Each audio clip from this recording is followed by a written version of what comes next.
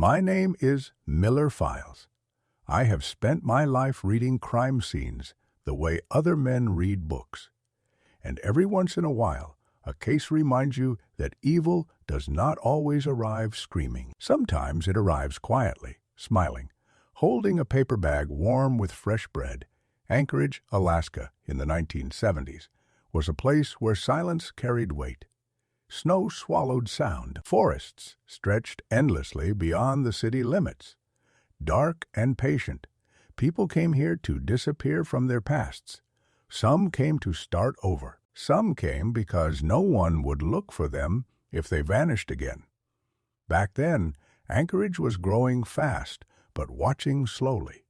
Neighbors minded their own business. Police departments were stretched thin. Missing persons reports were common enough to feel ordinary. In Alaska, people went missing for reasons that had nothing to do with murder. They froze. They got lost. They drifted away. That belief would protect a killer for more than a decade. On Spennard Road, there was a small bakery. Nothing about it stood out. It smelled like yeast and sugar. It opened early and closed on time. Inside worked a man named Robert Hansen. He was short, quiet, and socially awkward. He avoided eye contact. He spoke carefully, as if measuring every word before letting it leave his mouth. To the outside world, Hansen was invisible, and that was his greatest advantage. He was a business owner, a taxpayer, a man who volunteered occasionally. He hunted. In Alaska, that meant something different than it did anywhere else. Hunting was not a hobby. It was a skill, a way to survive. Hansen knew the wilderness like a second home. He knew how to fly small planes into places with no names. He knew where snow hid tracks and where it preserved them forever. No one at the bakery knew what else he carried with him into the night. Robert Hansen did not fit the public image of a violent criminal. He was not charming. He was not dominant. He was not dominant. He was not admired. In fact, his entire life had been defined by rejection. As a child, he was bullied. As a young man, he was ignored. Women frightened him. They represented judgment, power, a reminder of everything he was not. That resentment did not explode. It fermented. By the time he reached adulthood, Hansen had learned something important. Power did not need an audience. It only needed opportunity. Alaska gave him that opportunity. During the day, Hansen baked bread. At night, he flew over endless white landscapes, studying them the way a hunter studies prey. He memorized rivers, valleys, clearings. He imagined what it would be like for someone to stand there alone, with no shelter, no sound, and no hope. In Anchorage, women began to disappear. The reports came in slowly. A dancer did not come home. A sex worker missed a check-in. A young woman vanished after getting into a car. Their names appeared briefly on paper and then faded. They were not the kind of women newspapers wrote about. They were not the kind police departments rushed to find. Many officers assumed they had left town, or overdosed, or chosen another life. The city accepted those answers because they were easier than the truth. What no one realized was that these disappearances were connected, that a pattern was forming, hidden beneath snow and indifference, that a man everyone saw as weak was rewriting his identity in the darkest way possible. Robert Hansen was not killing out of rage alone. He was constructing a fantasy, a world where he decided who lived, who ran, and who died. A world where no one laughed at him, a world where fear replaced rejection. And in Alaska, that world had room to grow. This story does not begin with a scream. It begins with a routine. A bakery opening before dawn, a small plane lifting into a pale sky, a city too cold and too distracted to notice that something was hunting among them. By the time anyone would truly look, the snow had already covered the first graves, and Robert Hansen had already learned that he could get away with it. Anchorage changed when the sun went down. That is something most cities can claim. But here in Alaska, night did not simply replace daylight. It erased it. The cold thickened the air. The wind sharpened itself on the edges of buildings, and the lights along 4th Avenue flickered like warnings no one listened to. The nightlife district was loud enough to disguise fear, but quiet enough that a scream could die before anyone noticed. This was the world many women lived in. Women who survived on tips, on cash, slipped across bar counters, on strangers with bad intentions but good money. They danced under neon lights, performed on rented stages, and walked streets lit only by headlights and cigarette ash. They were seen constantly but understood rarely. Some were single mothers. Some were teens who had run out of safer options. Some simply had nowhere else to go. These were the women who disappeared first. Their vanishings did not cause panic. They produced shrugs. Police reports were taken without urgency. Some officers wrote notes with the same tone one uses when documenting a lost wallet. A few neighbors claimed they thought the missing women had moved away. Others believed they had left town with a boyfriend, a client, or a habit. The truth was simpler. They were gone, and someone had taken them. When I first reviewed these early files, what chilled me more than the cold of Alaska was the pattern of indifference woven through every document. A dancer was last seen leaving a bar with a man she did not know.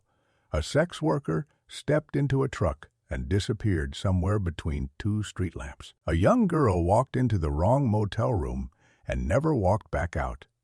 Each case carried a small note: transient history, high-risk lifestyle, possible voluntary departure. But what bothered me was not the wording. It was the absence of fear in those pages. There was no sense that something coordinated might be happening, no suspicion that a predator might be working the same hunting ground again and again. It was as if the lives of these women existed outside the boundaries of concern. Outside the circle of who mattered, predators thrive in those gaps. They always have. Alaska in the 1970s was a place where hunters were respected. Men boasted about moose antlers and bear hides. The local papers published photos of fathers teaching their sons how to track animals across snow. Skill with a rifle was a point of pride. Knowing how to survive in the wilderness was a badge of honor. But among those hunters was a man who did not track animals alone. He tracked loneliness, vulnerability, poverty, desperation. He tracked women no one would fight for. The missing women had things in common. They lived near 4th Avenue. They worked late hours. Many of them lacked stable housing, identification, or family support. They moved through Anchorage like ghosts, visible only when illuminated by neon signs or the headlights of passing cars. To Robert Hansen, they were the perfect targets. He knew the city's blind spots, the alleys with broken lighting, the clubs where management looked away from trouble, the parking lots where a woman could disappear between the time she opened a car door and the time she was expected home. He had studied the city the way he studied the wilderness, patiently, methodically, with the precision of a man preparing for a hunt. What he did next followed a formula. He approached with politeness. That was its own kind of trap. He often offered money, more than these women made on an average shift. For someone trying to pay rent, buy food, or escape a violent partner, that kind of money softened caution. And once they were in his car or plane or cabin, the illusion of safety evaporated. They realized too late that they were no longer in Anchorage. They were on his terrain. The early victims who vanished left almost no trace. Hansen selected women whose lives were transient, whose disappearances could be explained away. He understood how society viewed them. He understood that if a wealthy woman vanished, the city would search. But if a dancer or prostitute vanished, people assumed she had simply drifted out of Anchorage, swallowed by the same darkness she had lived in. That is why the killer remained free for so long. He hid inside the biases of a city that believed some lives were worth less than others. The more I examined the files, the more I saw a hidden timeline. Women disappeared after large shifts in nightlife traffic, disappeared during fishing season, when transient workers flooded the city, disappeared near bars that had poor surveillance and poorer management. Each case lived alone on paper, but together they formed a map, one the city had never bothered to draw. And scattered through that map were red flags. A dancer reported escaping a man who pulled a gun on her. A young woman claimed she had been kidnapped and assaulted by a hunter, but was too afraid to testify. One girl said a man had taken her into the woods and threatened to release her only if she did what he said. Officers dismissed her, believing she was fabricating to avoid charges of solicitation. The same description appeared repeatedly: short man, soft-spoken, pockmarked skin. Stutter, hunter. No one connected the dots. Anchorage was not prepared to believe that a quiet baker, a man who paid taxes and sold pastries, could be stalking women at night. It was easier to believe these women were lying, or confused, or running from their own problems. But the wilderness does not lie. It preserves secrets in the snow, and over the next decade, those secrets would begin to surface. One body was found near a gravel pit, another near a riverbank, another half buried beneath frost and moss, but no one linked them. Not yet. These discoveries were treated as isolated tragedies, victims of harsh conditions or violent clients. But I have learned something over my years in this work.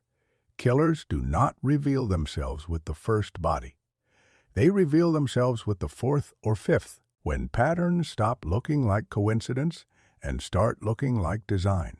And something was being designed in Alaska, something precise, ruthless, patient. The missing women of Anchorage were the beginning of a storm the city refused to acknowledge. A storm that grew stronger every time a woman disappeared, and no one asked why. It would take many more vanishings, many more unclaimed bodies, and the courage of a woman who refused to die for the city to finally see the truth. But before she came forward, before anyone survived long enough to speak, Anchorage continued its routine.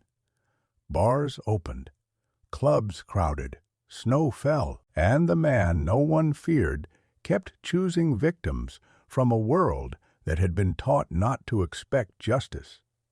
This is the chapter where the city failed its daughters. This is where the killer gained confidence. This is where the hunt began, and none of them knew yet that the hunter was only getting started. There are places in Alaska where silence has a shape. It presses against your ears, settles on your shoulders, and follows you like a second shadow.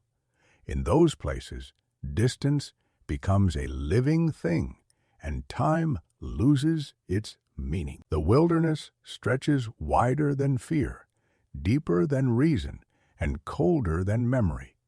To most people, that isolation is terrifying. To Robert Hansen, it was perfect. By the late 1970s, Anchorage had become his marketplace. Not for goods, not for pastries from his bakery, but for women he intended to turn into prey. At night, he studied them the way a hunter studies movements at a watering hole. He watched who worked alone, who had no friends nearby, who stepped outside for air or for a brief break between dances. Every detail became part of his strategy. But the real theater of his violence was not in the city. It was in the wilderness. The Alaska Range is enormous, a kingdom of white silence broken only by the rush of rivers or the sigh of wind through pines.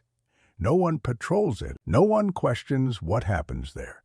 A body can lie beneath snow for years, untouched, unfound, unspoken for. Hansen knew this land intimately, and he knew how to get there faster than anyone suspected.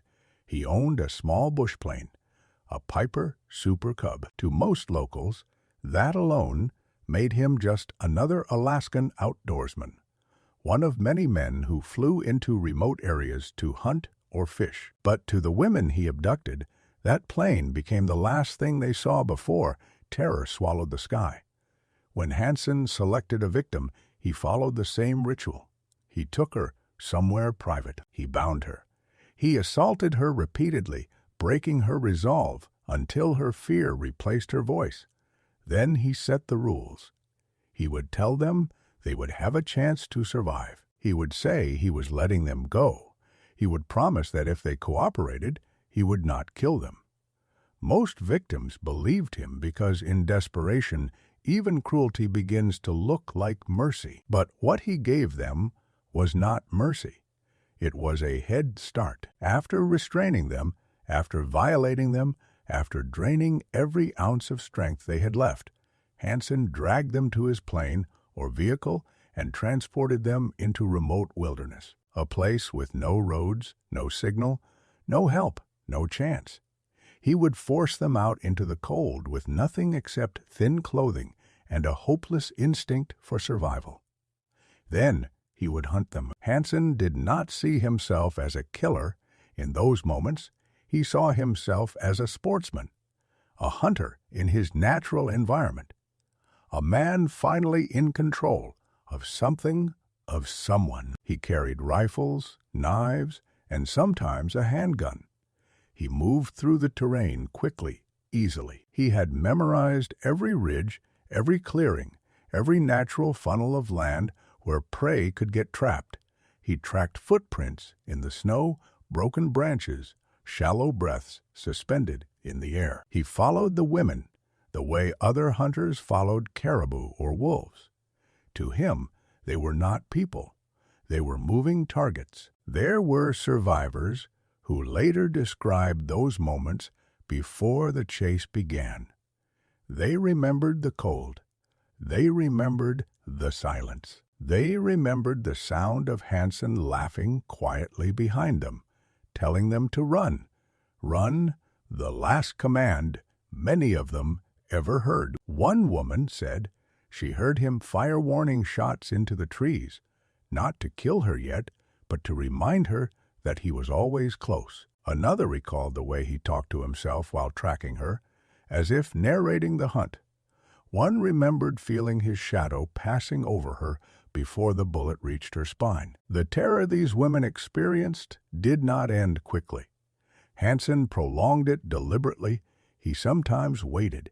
He sometimes circled around them. He sometimes let them believe they were safe before stepping out from behind a tree or from the top of a ridge. He enjoyed the power. He savored the fear. He needed the control like oxygen. What makes this part of the story so chilling is not only the brutality itself, it is how easily he accomplished it. No one saw him leave Anchorage at night. No one questioned why his flights were undocumented. No one inspected the remote sites he visited. Alaska is a land built for secrets, and Hansen used every inch of it.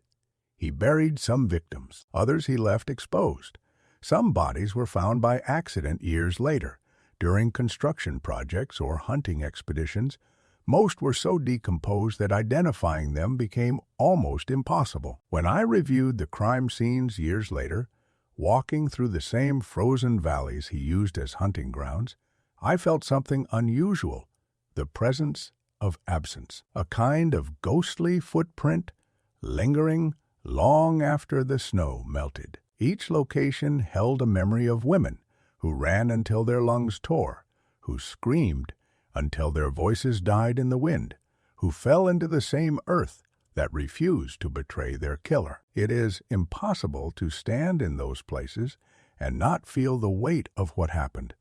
It is impossible not to imagine the last moments of those women. It is impossible not to hear silence the way they heard it, like a verdict. Hansen chose this terrain because he believed it made him untouchable, and for a long time he was right. Anchorage police did not see the pattern.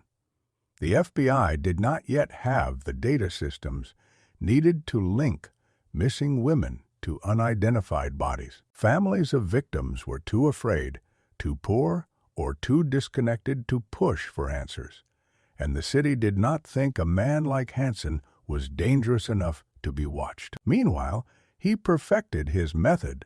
One victim, who later escaped, described the look in his eyes. She said they were not angry, they were focused. Calm, like he was working, like he was completing a task he had rehearsed many times in his mind. He told her that the wilderness made him free. He said no one cared about women like her. He said the snow belonged to him, and that out there he decided everything. When I first heard that quote, I realized it was not just ego. It was a confession. Robert Hansen did not simply kill his victims. He built an entire world where only he held power. He was the hunter. They were the prey, and Alaska was his stage. This is the part of the case where the cruelty becomes ritual, where murder becomes sport, where the line between man and monster dissolves entirely. This is the chapter where the wilderness swallowed the screams of the forgotten, where snow covered graves deeper than any shovel could reach, where the killer perfected the art of disappearing others. But every predator, no matter how patient, eventually leaves a trail, and Hansen had begun leaving his. He just did not know it yet. This was the forest where his confidence grew, where he believed he was invincible, where he stopped being cautious, where the hunt changed him from a man hiding his crimes into a man hungry for more. And soon, the world he built his kingdom of cold, fear, and silence would begin to crack, not because he wanted it to, but because someone survived long enough to run back out of the forest, and she would become the voice the snow could not bury. Some cases turn when the evidence changes. Others turn when a mistake is made, but the case of Robert Hansen turned because a woman refused to die. And that is how all monsters eventually fall. Not through genius, not through luck, but through the will of someone they underestimated. Her name was Cindy Paulson. She was 17. She was terrified. She was beaten, but she was alive. And that alone made her the most dangerous threat Robert Hansen had ever faced. What happened to Cindy was not an accident. It was not a misunderstanding. It was not an escape born from opportunity. It was an escape born from defiance, violent, desperate, furious defiance. The kind that erupts when a person realizes that survival is not a possibility, but a decision. Cindy's story begins where countless other stories ended, inside the home of Robert Hansen. She was kidnapped from the street, handcuffed, dragged to his house, and assaulted repeatedly. She remembered the smell of the basement, the trophies mounted on the walls, the freezer humming in the next room. She remembered the ropes. She remembered the way he spoke to her, soft, controlled, almost gentle, the way someone might speak to a pet they intend to kill later. But there was something different about Cindy, something Hansen did not predict. She watched, she studied. She waited. When Hansen left her chained in the basement and walked upstairs to pack his gear for another hunting trip, Cindy realized he planned to take her into the wilderness, just like the others. She knew exactly what that meant. She had heard enough rumors, enough whispers from other dancers and street girls, stories of women who disappeared after getting into the wrong car, stories that no one took seriously. But Cindy took them seriously now. As soon as Hansen was distracted, she began to work on the cuffs. Her wrists bled, her fingers numbed, her breath shook, but she broke free. Some escapes are clean. Hers was chaos. She bolted up the stairs barefoot, stumbling, slamming into walls, knocking objects to the ground. She heard Hansen shout behind her. She heard the footsteps. She felt the terror closing in like jaws. But she ran anyway. She burst out of the front door, still half naked, still chained, and sprinted toward the street where the world did not yet know her name. A man driving a pickup truck saw her first, bruised, shaking, handcuffed, barefoot on the cold pavement. He saved her life. He took her straight to a motel lobby and called the police. And that is where Anchorage finally came face to face with the truth its own denial had been hiding for years. I remember the first time I read the police transcript of her interview. It was not the details that chilled me. It was her voice, raw, frantic, and unfiltered, like someone who had been screaming internally for hours. She described Hansen's house. She described the basement. She described the trophies. She described the plane. She described the threats.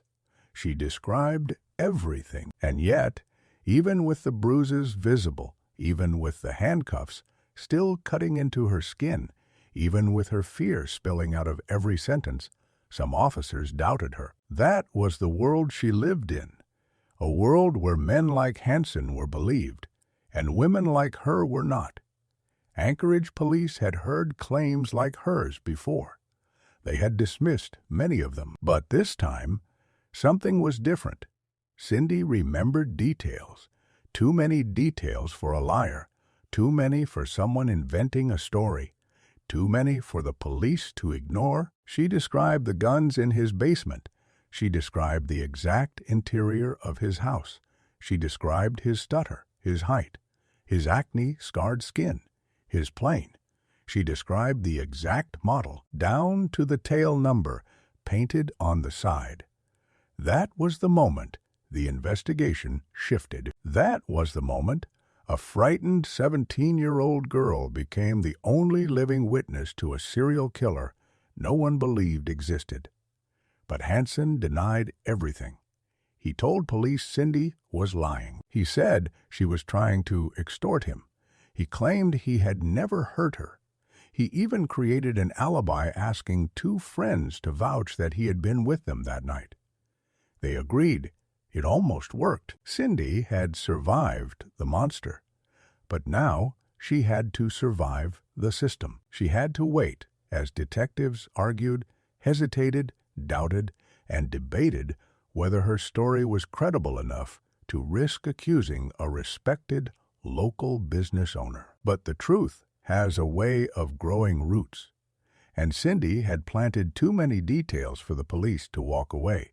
They began surveillance on Hansen, watched his movements, tracked his flights, pulled old missing persons reports from dusty shelves, and slowly the puzzle began forming. There were too many disappearances near 4th Avenue, too many bodies found near the Nick River, too many witnesses describing a short man with a stutter who hunted in the wilderness. Cindy's escape had forced everyone to look. The investigation intensified when detectives obtained a warrant to search Hansen's property. They expected to find nothing.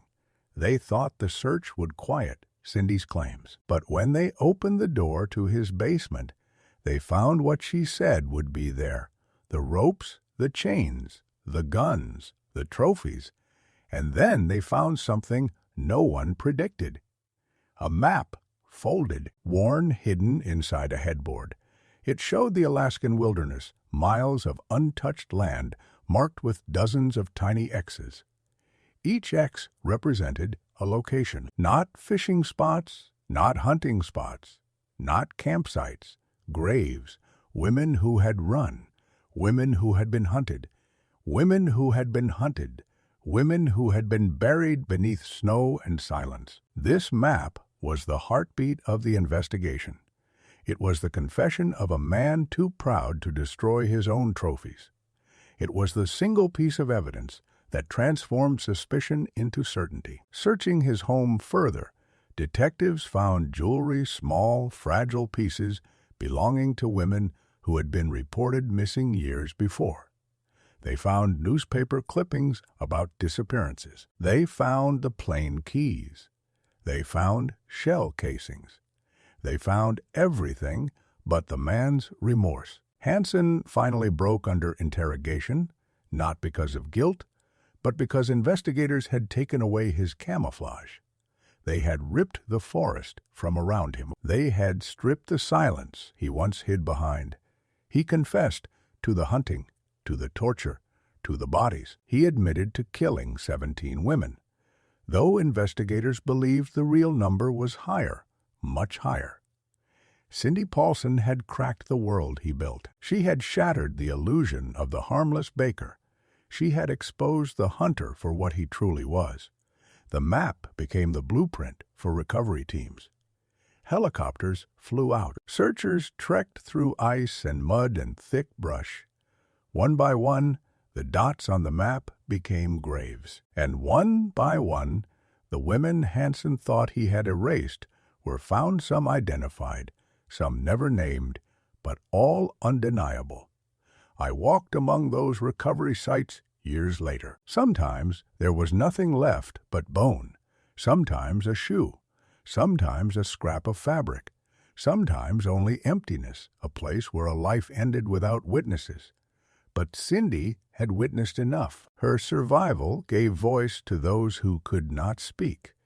Her courage dragged the truth out of hiding. When I think of her running barefoot across pavement, handcuffs still attached, chased by a man who believed he owned life and death, I think of one thing: he underestimated the wrong woman. And that mistake ended his kingdom of silence. Because in the end, the scream he tried to erase became the one that exposed him. The girl who was supposed to die became the one who destroyed him. The city that once looked away finally opened its eyes. This was the turning point of the case. The moment the hunter became the hunted, the moment the snow stopped protecting him, the moment the wilderness at last gave up its secrets, everything after this was collapse, trial, sentencing, confession. But none of it would have happened without a 17-year-old girl who refused to die in the dark. She gave the victims their names back. She gave the city its conscience back. She gave the monster an ending. And in doing so, she gave the investigation something Alaska had not felt in years: hope. Justice does not always arrive quickly. Sometimes it limps, sometimes it crawls. Sometimes it waits behind locked doors while the world continues to turn, unaware of the pain buried beneath its snow. But when justice finally reached Robert Hansen, it did not knock. It broke the door down. The arrest of Hansen shook Anchorage like an overdue earthquake. For years, whispers had circulated. Women had vanished. Bodies had been found in the wilderness.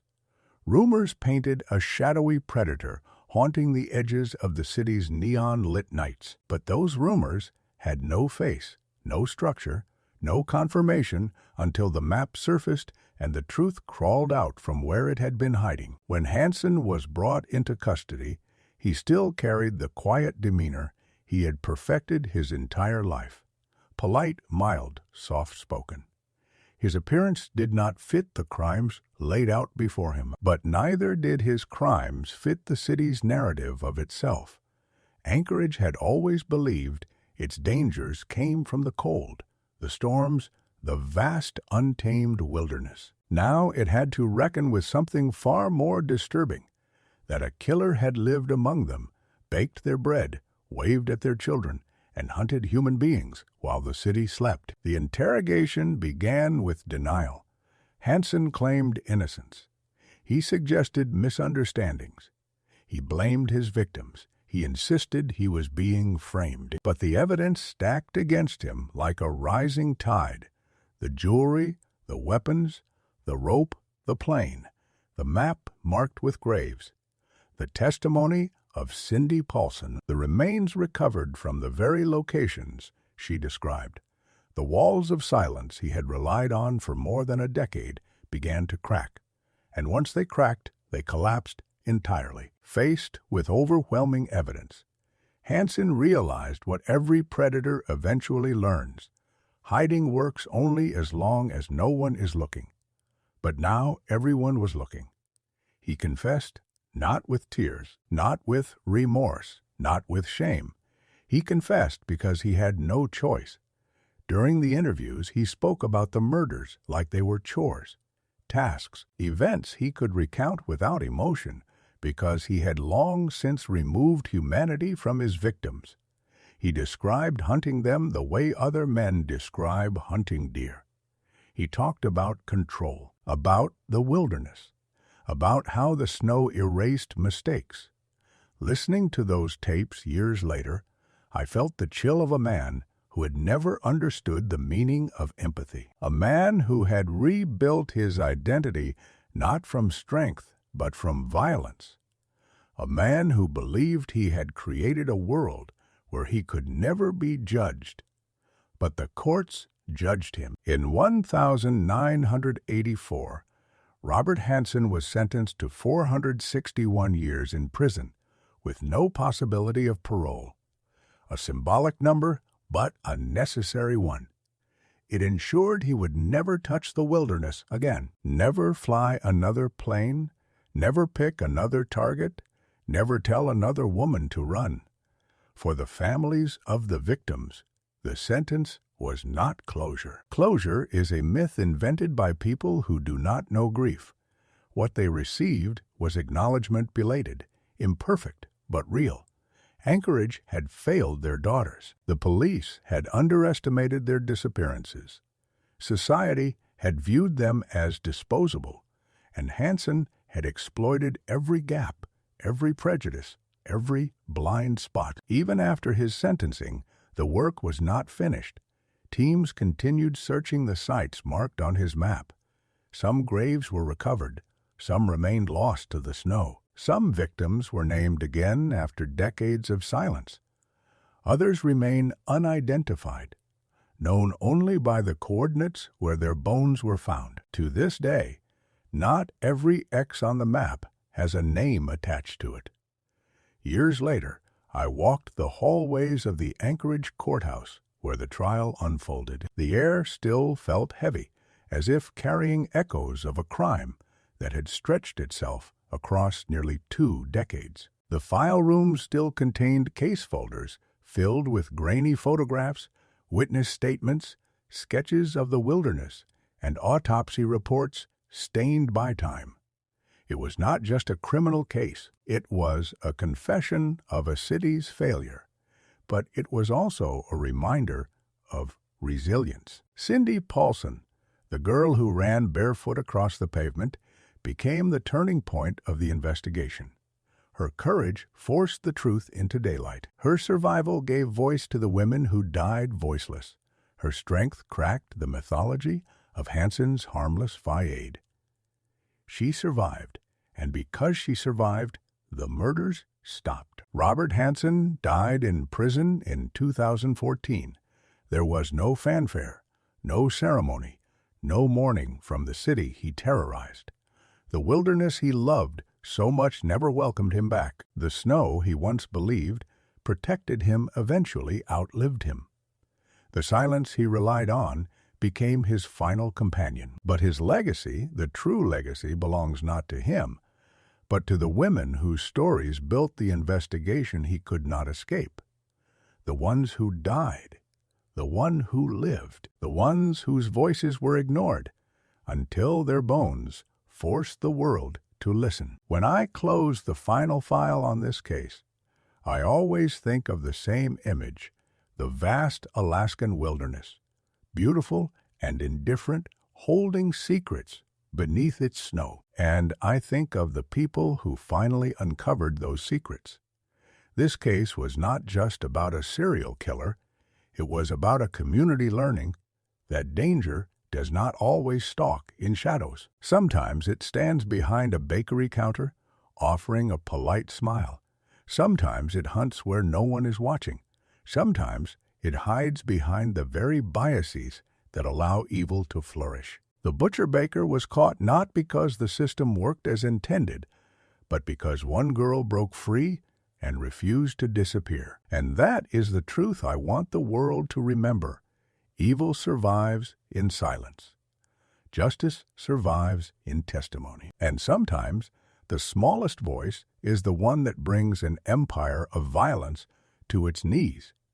This is the end of the Hansen case, but it is not the end of the warnings it leaves behind. Monsters are real. They live quietly. They thrive where society looks away. And the only thing powerful enough to stop them is someone brave enough to be heard.